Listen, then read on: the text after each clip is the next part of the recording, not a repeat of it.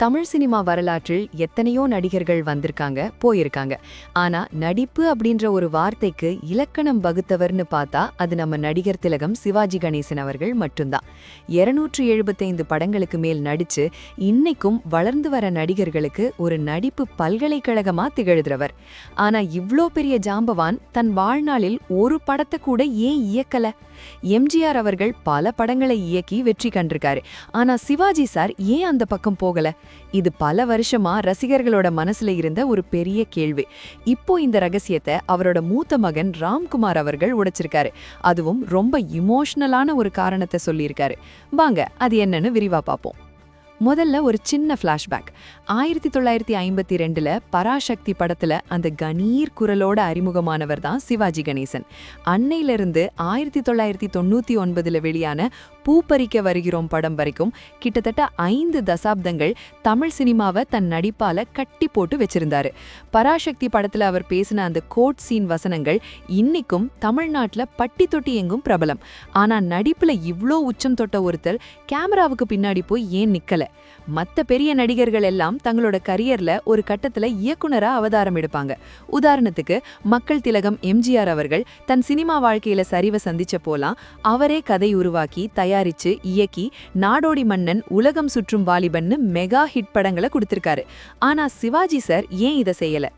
இந்த கேள்விய அவரோட மகன் ராம்குமார் அவர்கள் நேரடியாவே அவரோட அப்பா கிட்ட கேட்டிருக்காரு. ராம்குமார் அவர்கள் இப்போ ட்ரூலி ராம் அப்படின்ற ஒரு யூடியூப் சேனல் ஆரம்பிச்சிருக்காரு.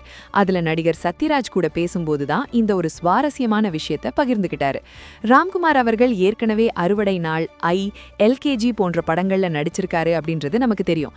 அவர் தன் அப்பா கிட்ட கேட்டப்போ சிவாஜி சார் சொன்ன பதில் ரொம்ப ஆச்சரியமாவும் அதே சமயம் ஒரு கலைஞனோட அர்ப்பணிப்பை காட்டுற மாதிரியும் இருந்துச்சு. சிவாஜி சார் சொன்னாரா, அப்பா நான் படம் இயக்க தொடங்கினா என்னால நடிக்க முடியாது அப்படின்னு ரொம்ப சிம்பிளா சொல்லிட்டாராம். இதுக்கு பின்னாடி ஒரு பெரிய லாஜிக் இருக்கு. அதை தான் இப்ப நாம பார்க்க போறோம். சிவாஜி சாரோட பார்வையில ஒரு இயக்குனர் அப்படின்றவர் கப்பலின் கேப்டன். அந்த பொறுப்பை ஏத்துக்கிட்டா முழு கவனமும் அங்கேயே தான் இருக்கணும். அவர் சொன்னாரா, நான் ஒரு படம் இயக்கணும்னா முதல்ல 1 வருஷம் அதுக்காக என்ன தயார் செய்யணும். அப்புறம் படத்தை எடுத்து முடிக்க 1 வருஷம் ஆகும். ஆக மொத்தம் 2 வருஷம் நான் நடிப்பை விட்டு முழுமையா விலகி இருக்கணும். ஆனா நீங்க என்ன அப்படி விடமாட்டீங்க அப்படின்னு சொல்லியிருக்காரு. இங்கதான் நாம ஒரு விஷயத்த கவனிக்கணும்.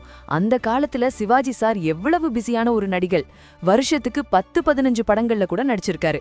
அவர் 2 வருஷம் பிரேக் எடுத்தா அது தமிழ் சினிமாவையே பாதிக்கும்னு அவர் நினைச்சிருக்காரு. இந்த அப்டேட் பற்றி நீங்க என்ன நினைக்கிறீங்க?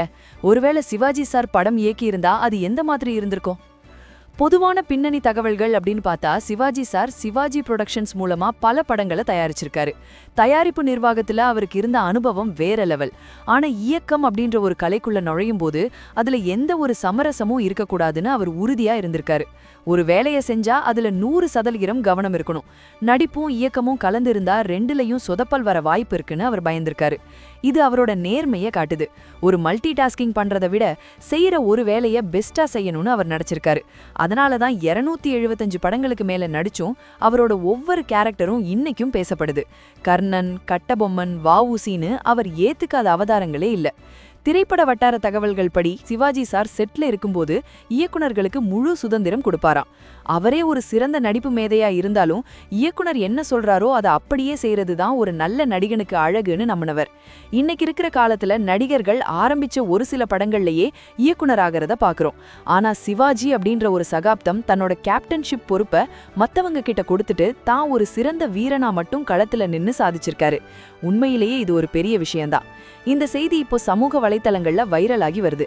ஒருவேளை சிவாஜி சார் படம் இயக்கியிருந்தா அது நிச்சயமா ஒரு உலகத்தரம் வாய்ந்த படைப்பா இருந்திருக்கும்ல? உங்க கருத்தை மறக்காம கமெண்ட்ல சொல்லுங்க. அடுத்த ஒரு சுவாரஸ்யமான சினிமா செய்தியோட உங்களை சந்திக்கிறேன். நன்றி.